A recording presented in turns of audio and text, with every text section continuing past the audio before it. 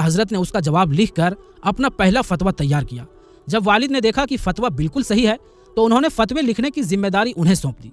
बस फिर क्या था, आला हजरत की जिंदगी फतवों और इल्मी खिदमत से भर गई। अल्लाह ताला ने आला हजरत रहमतुल्लाह अलैह को इतने गहरे इल्म अता किए थे कि उन्होंने तकरीबन 50 अलग अलग मौज़ूआत पर किताबें और रिसाले लिखे। दोस्तों, उनका इल्म सिर्फ दीन तक नहीं था बल्कि दुनियावी साइंस और हिकमत में भी बेमिसाल था। इल्म औकात यानी वक्त निकालने का इल्म में तो कमाल ये था कि दिन में सूरज और रात में सितारे देखकर घड़ी का वक्त बिल्कुल सही बता देते, 1 मिनट का भी फर्क नहीं होता। गणित यानी रियाजी में उनकी पकड़ इतनी मजबूत थी कि बड़े बड़े माहिर भी हैरान रह जाते। एक बार अलीगढ़ यूनिवर्सिटी के वाइस चांसलर डॉक्टर जियाउद्दीन, जो गणित में जर्मनी और इंग्लैंड से डिग्रियां और मेडल लेकर आए थे, आपके पास एक मुश्किल सवाल लेकर आए। पहले तो आला हजरत ने फरमाया अभी जवाब देना आसान नहीं, लेकिन जब डॉक्टर साहब ने जिद की तो आपने वहीं उसी वक्त उसका पूरा और सही हल लिख दिया। डॉक्टर जियाउद्दीन हैरत में पड़ गए और कहने लगे, मैं इस मसले का हल करने के लिए जर्मनी जाने वाला था, लेकिन आपके इल्म के सामने तो मुझे यूं लगा जैसे आप किसी किताब से पढ़कर बता रहे हों। इतना असर हुआ कि डॉक्टर साहब ने वहीं से अपनी जिंदगी बदल ली। उन्होंने दाढ़ी रख ली और नमाज रोजे की पाबंदी शुरू कर दी।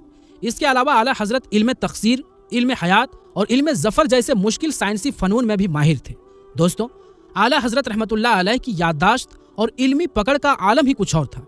हजरत अबू हामिद सैयद मोहम्मद मुहद्दिस छोचवी रहमतुल्लाह अलैह बताते हैं कि जब मैं दारुल इफ्ता के काम के लिए बरेली शरीफ में होता था तो हर रोज ऐसे वाकयात सामने आते कि लोग हैरान रह जाते।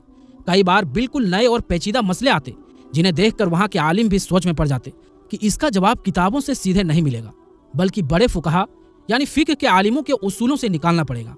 जब ये मामला आला हजरत के सामने रखा गया तो आपने फरमाया ये तो बहुत पुराना मसला है, और फिर फौरन बता दिया कि फला किताब, फला जिल्द, फला सफ़ा में ये लिखा है। इब्ने आबिदीन की रद्दुल मुहतार में फला जगह मौजूद है। फतावा हिंदिया और फतावा खैरिया में भी इसकी साफ दलीलें हैं। जब किताबें खोलकर देखी गई तो सब कुछ वही था जो आला हजरत ने बताया था, सफ़े की लाइन तक एकदम सही। दोस्तों, यही वो इल्मी याददाश्त थी जिससे बड़े बड़े आलिम भी दंग रह जाते थे। एक और अजूबा देखिए, सैयद अय्यूब अली साहब रहमतुल्लाह अलैह फरमाते हैं कि आला हजरत एक दिन कहने लगे, कुछ लोग मेरे नाम के आगे हाफिज लिख देते हैं जबकि मैं हाफिज नहीं हूँ। और उसी वक्त आपने नियत की कि कुरान हिफ्ज करेंगे।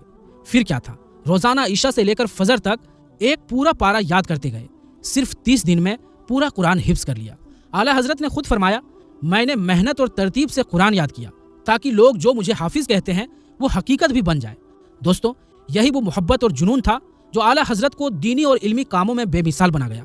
और अगर आप देखना चाहें कि उनके दिल में हुजूर पाक सल्लल्लाहु अलैहि वसल्लम का इश्क कितना गहरा था तो उनकी